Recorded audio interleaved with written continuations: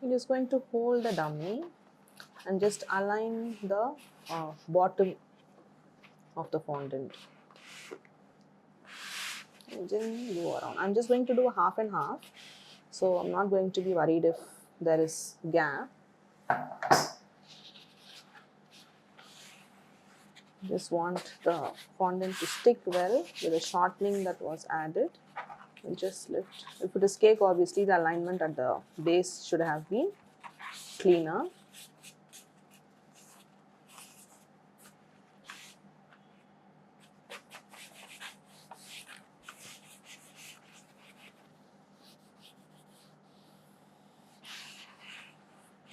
Now you feel like if it is not sticking because of like excess corn flour, you just add shortening in places where it is not sticking. But anyway, we would be overlapping the other fondant and we will cut through the excess.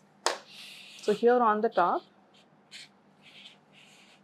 like I said, it's the dummy. Usually in the bottom tiers, if another tier is going to come on top and sit, it is okay for the middle to be not too perfect, but the place that needs to be perfect is the edges. So just work on the edges and gently bring all the pleats into the center.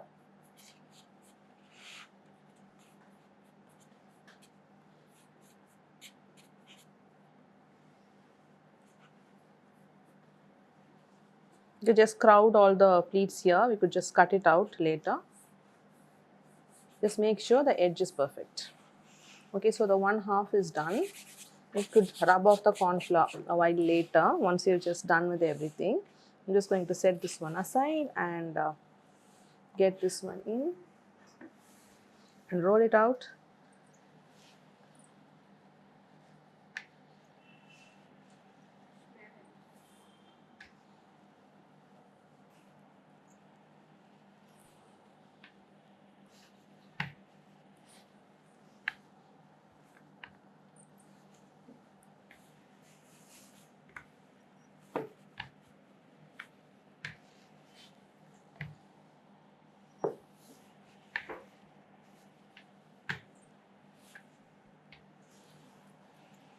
Now if I'm happy with how the cracks are, I could just not add the corn flour at the bottom and try and spread it out even more. If it doesn't spread for me and if I'm happy with the texture I have, then I'm good to go. Now this looks good. Just going to cut this part out. And I could as well cut out and make this one end straight.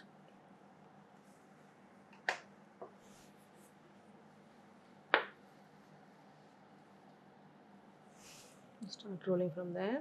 Now obviously corn flour.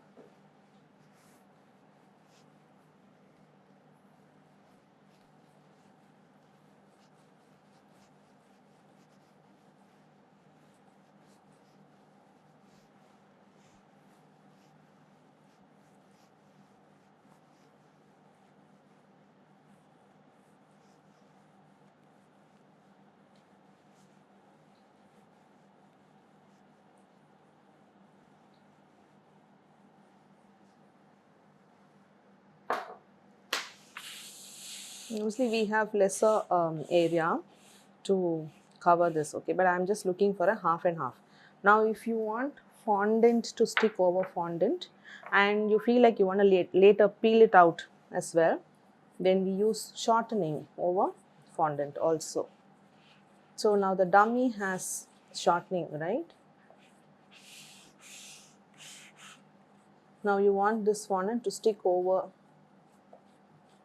the other fondant here. So I'm just going to rub shortening on it. So I'm just going to start over from there.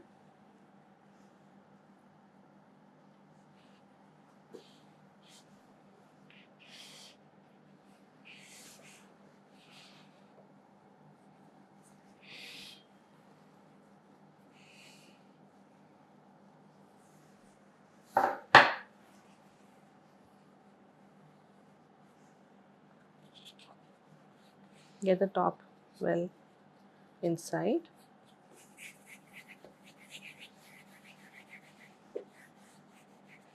Now here's excess and there's no shortening there as well. So that anyway will not be needed. So I'm just going to cut that out. You don't want that weight to be pulling down the rest.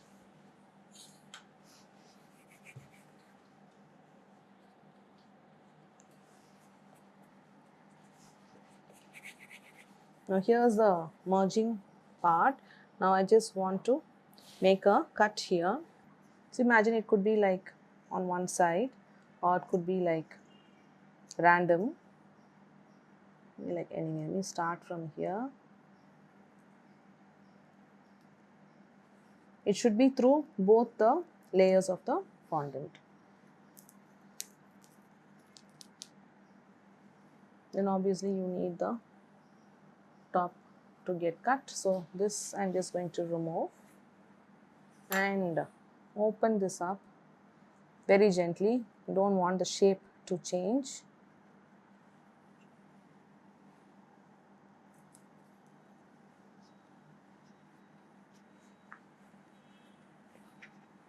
And put it back.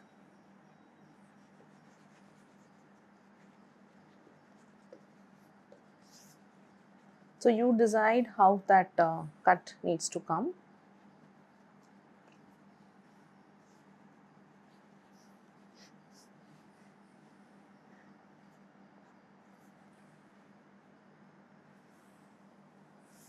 And similarly on the other side, you can see here is where that fondant ends, and then you could just make a cut here.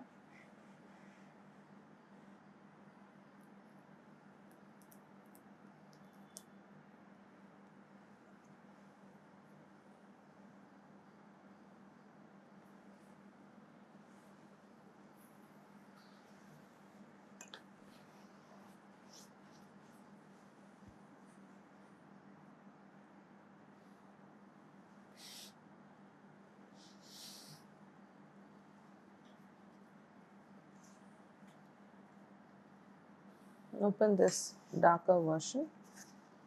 Just remove the lighter one.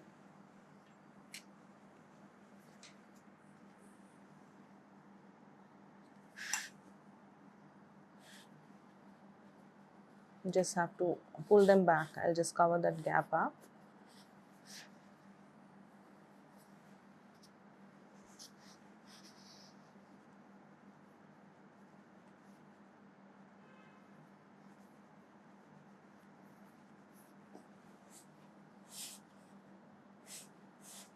Gently pull it together.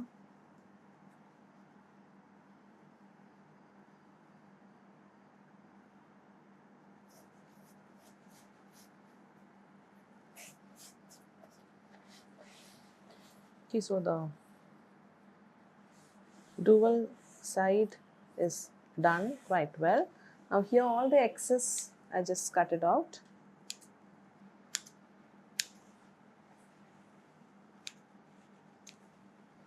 You don't want so much on the top because another dummy would come and sit here. All the extra pleats.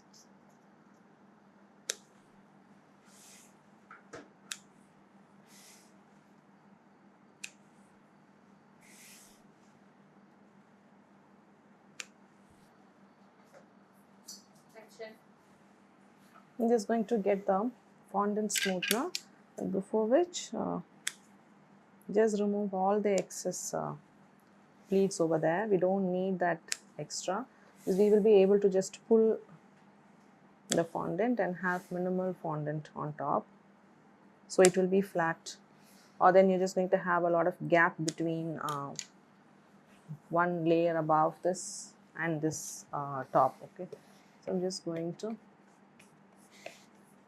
you could use your fingers also to just merge them together.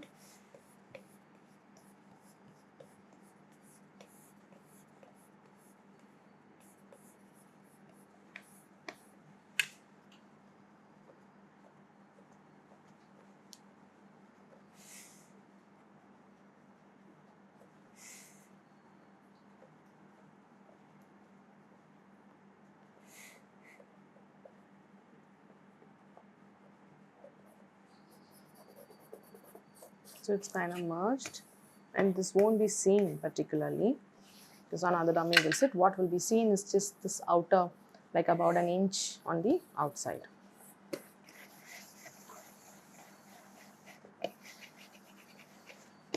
Obviously, if there are textures, you don't do too much with a smoother.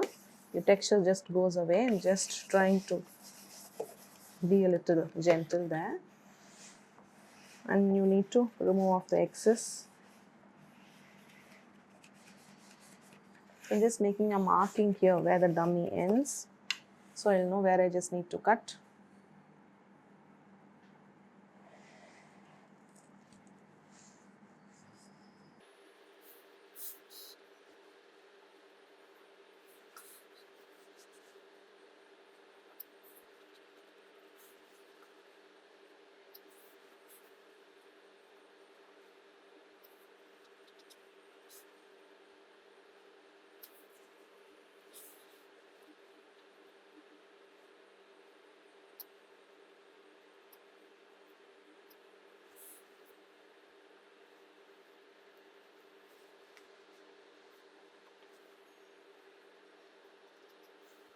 It's important to finish the bottom and everything so perfectly.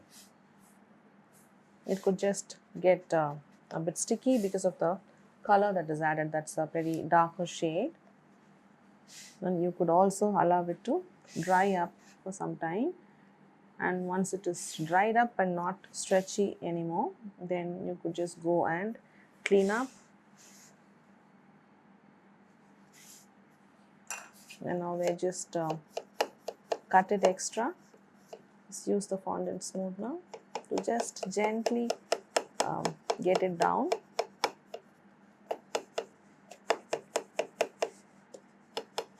Just cover up, no dummies to be seen.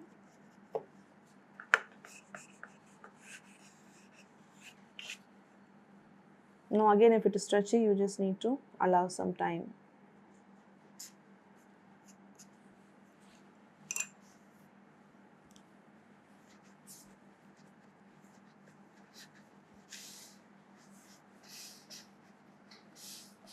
Okay, so the bottom is done.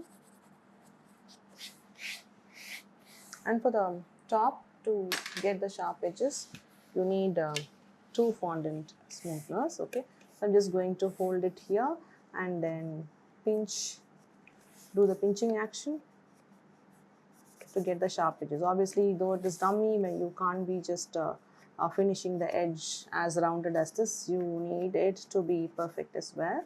Now, as you're pinching, if you are able to get a lip like that, doesn't matter. We could allow it to dry up for some time, and then use the craft knife to go on and then cut that lip.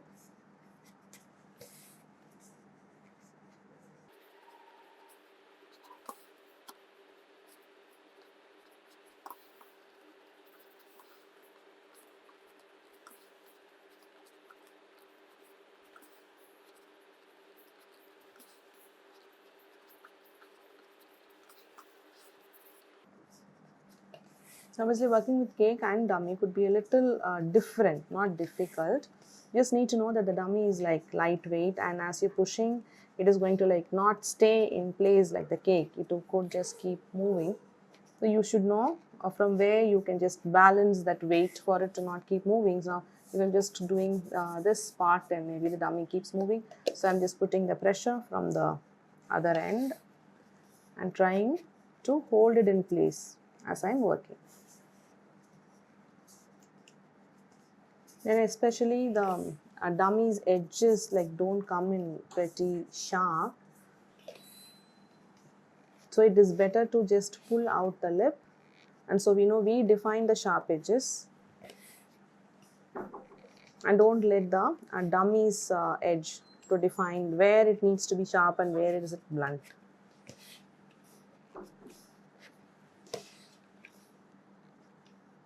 So once we just pinched out and have the lip, I'm just going to use the craft knife to cut through. Let me see, because it is quite soft at this stage, but if it cuts out for me, then I will just go ahead and then trim it.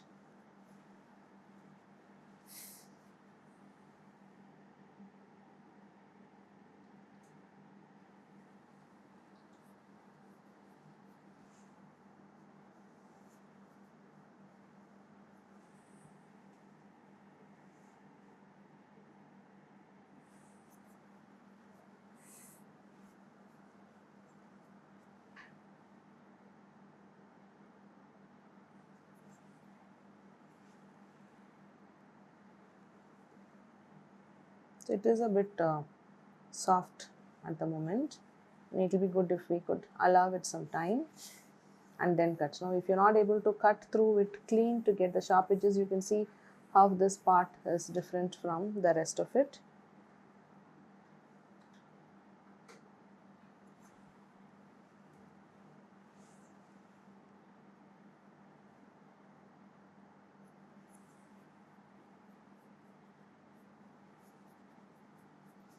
So I'm just going to allow it some resting time, and I'm going to continue doing this backstage.